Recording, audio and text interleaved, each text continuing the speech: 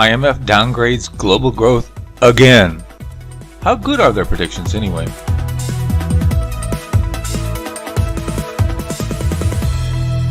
Hello, this is Chart GPT Today. Well, IMF is at it again. They have now recently readjusted some of the global growth predictions. They always put out their projections about where the world is going. And here we can see in this chart what the global growth is. World global growth has been downgraded for 2024 to 2.9. You can see just a gradual slide into the downward position. Of course, the global growth includes a lot of developing countries such as India, China. U.S. is tracking around 2% and scheduled to go by 2024 below 2%, 1.5-ish. And you can see the rest there. They've also put out some estimations on inflation. They're claiming inflation is going to subside. I'm not sure that's true, but anyway, they say what they say. The United States and the Euro area is tracking about the same. They claim by 2024 inflation is going to be down to 2%. I suspect that's not going to be true, but it is what it is. We're looking at more of a longer-term trend line on these global growth versus IMF forecasts. And here there's a nice article. You can check out the post link in the description box about how wonderful they are. A little bit aggressive there on their predictions, but they're pretty much in line.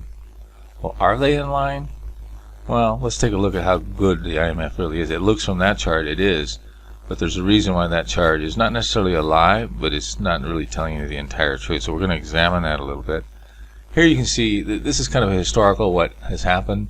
The black line obviously indicates the actual growth, and that tells you what their forecasts have been. So the further out, which is logical, the further out they go in their predictions, the less likely they are to be correct, and they always tend to overestimate, as you can see in this chart. That's what this chart is basically saying to you, is that the IMF always overestimates, again, mostly because of the politics. They don't want to be too gloomy. They always estimate between 1 to 2% way over what it really is. You can see here recently in the IMF global forecasts here in January, you can see, like, let's just focus in on 2023. It was 3.8, 3.6, and now it's down to 2.9.